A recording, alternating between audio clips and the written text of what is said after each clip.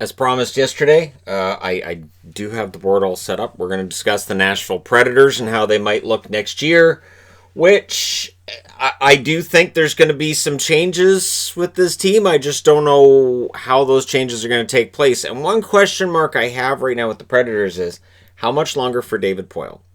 Both due to his age, and eventually he's going to say, I want to retire, and due to the fact that the Predators are kind of in that mediocre in the middle spot where somebody above him might decide it's time to look in another direction. David Poile has been the only general manager the Nashville Predators have ever known. I will not say anything bad about his reign because that would be ridiculous. But if you're a Nashville fan and if you're Nashville ownership, you're likely looking at this team and saying, we'd like to have a championship. And if you feel like you're getting further away from it, eventually you have to look at the general manager and say, okay, what's the vision here and do we share it? So losing out to Arizona looks particularly bad considering Arizona and the way they got dispatched by the Colorado Avalanche. But with the way that hockey's worked in the bubble, I don't put as much stock into that as I would during other years. The momentum thing is huge. So once the momentum swing goes against you, that's it. And we've seen that in almost every series. We've only had one series go to a full 5-game series. That was in the play-in. We didn't have a single 7-game series in round 1. And it doesn't look like we're going to have a single 7-game series in round 2 either. So there's something to be said for momentum this year. And for the first time since, I want to say 1995, it feels like they're trying to rush the playoffs through. Interestingly enough, a playoffs that was won by the New Jersey Devils playing trap hockey.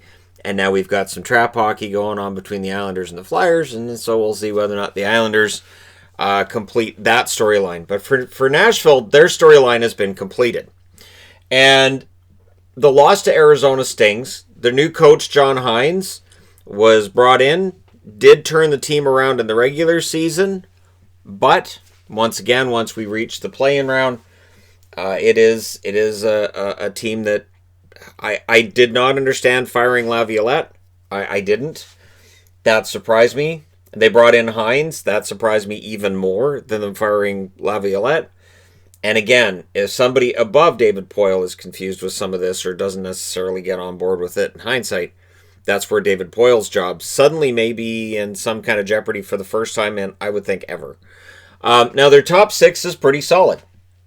Forsberg, Johansson, Arvidsson, Järnkrok, Duchesne, and Turris. But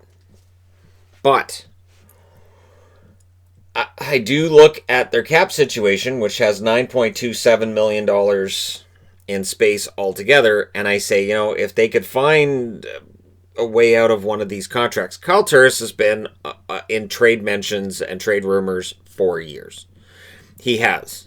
Almost since he arrived in Nashville, where it looked like it should be a perfect matchup. It should be a marriage made in heaven, and it hasn't been. It really, really hasn't been. But because of the nature of Turris' contract, both duration and the amount, teams might not be too anxious to take him on. Because at this point, he's probably a third-line center. Now, you could see maybe Nashville make a deal with a team like Vancouver if Vancouver didn't already have cap issues of their own. Because I think that would be probably a pretty good matchup. Turris is a Canuck, but I can't see it happening. Then there's Nick Bonino, who isn't in the top 6, but he's shown he can score. He's shown he's a good player. So if he ends up being in the top 6 in some manner, that's fine too. And again, the big question for me, it's not a question mark of players on the roster or not on the roster. It's will they try to dump salary? Could they potentially look at a buyout for somebody on the roster in order to try to alleviate things to try to get better? Duchesne didn't provide the offense that was expected this year. And Johansson has not provided the kind of offense that, again, you would expect from a first-line center. This is a team that it feels like has a lot of second- and third-line centers, and I don't know that they have that first-line center. Now, their blue line is fantastic. You got Roman Josi, Ellis, Ekholm, Fabro. That's your top 4. Hamhuis just retired. That's okay. He was only, a number 6, sometimes a number 7. And this is a top 4 that is one of the best top 4s in the National Hockey League. Fabro didn't look out of place with some decent minutes this year. And we'll see. We'll see whether or not they can keep that 4 together for a long term. I would think they probably can, but we'll see when Fabro's up, how much he costs, how much the rest of the team is costing them, and where the play is for the other guys in the top four. Their goaltending, I would think that what we saw in the play-in round against Arizona indicates that, yes, next year, UC Saros will be the starter. Every indication he is the starter now. He will be the starter next year. Pekka Rinne is winding things down.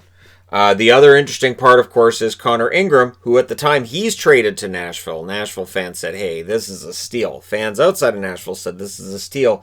This guy could be great. He's 23 years of age. If he's going to come in, Rinne's probably going to be the one that goes out.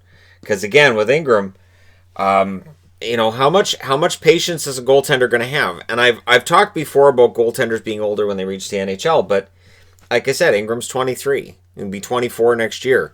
So by the time he makes his debut, if next year's the last year for Rinne, I'm not saying that he's going to be upset or anything. I do wonder how long he's going to sit down there.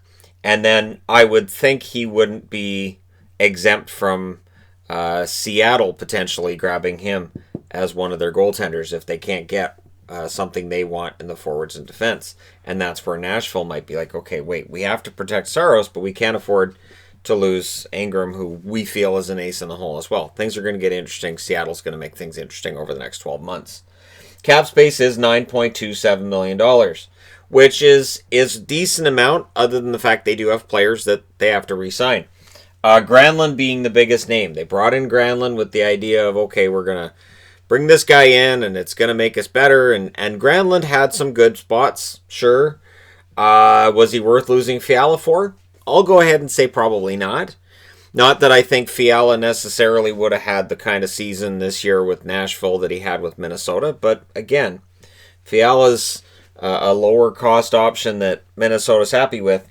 And in Granlund's case, he's probably going to walk as a UFA. Now, Craig Smith, they're going to want to hold on to because, he was a key goal scorer for them this year. You don't want to lose him, so they're definitely going to be all in to try to keep him. Yannick Weber, if he wants to stick around, is probably going to cost like $850,000 to keep him, which isn't going to be a huge problem on their salary cap. I remember making the joke when they signed Yannick Weber after they traded Shea Weber. Yeah, they have to have a defenseman with the last name Weber on that blue line. It's just a requirement. We'll see whether or not that's still a requirement this season or if they feel other defensemen are ready to move into that role. And the only RFA of note is Yakov Trenin. Trenin, good player, not going to get a raise of any sort, I would think, but it'll be interesting. It'll be interesting to see what they do. Again, with only $9.27 million in cap space, if they had more cap space, they might be able to upgrade here somehow. Now, Arvidsson gets hurt regularly, so you have to be concerned with that. Does Järnkrok really produce enough for a top six winger? There are some question marks with Nashville's offense, and we'll see what they do. Now, the draft, they do have a number of first, second, and third round draft picks in there. And they can use these. They can definitely use these in order to make moves at the draft table and maybe relieve themselves of some cap. So in the draft, they have the number 11 pick. I'd hold on to it if I was David Poile. This is a good deep draft. You can probably pick up a forward who shouldn't be in the lineup this coming season, but might be the following season. The one thing is with the delayed start to the season, maybe we will see more draft picks ready to play, depending on their conditioning and all that other wonderful stuff, of course.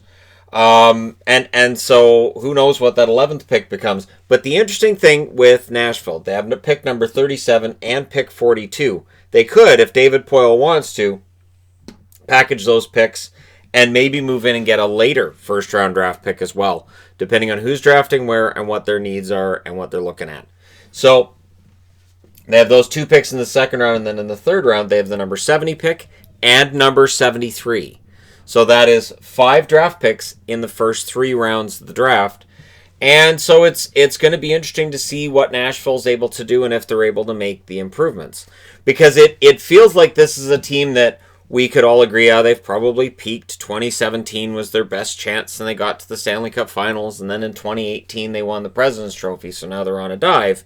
But with this blue line, with the goaltending they have, and with some of the names they have up front, I don't think they need to go through a big rebuild. I don't think they need to go through anything major, because I think they still have a pretty solid roster, and they should be in contention. but what they do with these draft picks and how they handle things going forward, and what kind of strategy they have for both staying under the cap and improving the team. That's where things are going to get interesting. So if you're a Preds fan, let me know in the comment section below where you think things need to improve. Is it the center spot? That's very likely going to be the vote. Is Saros going to be as good as Rene was in his prime? Or are the Predators at some point going to have to look at maybe an upgrade there? Or is Saros going to be just perfectly fine? Thank you. Let me know your thoughts. And in terms of any prospects you think might push their way into the conversation in the comment section below. And hey, don't forget to hit like and subscribe if you're browsing your way through. You just happened upon this video. Thank you guys so much for watching, for all your support. I will talk to you again soon.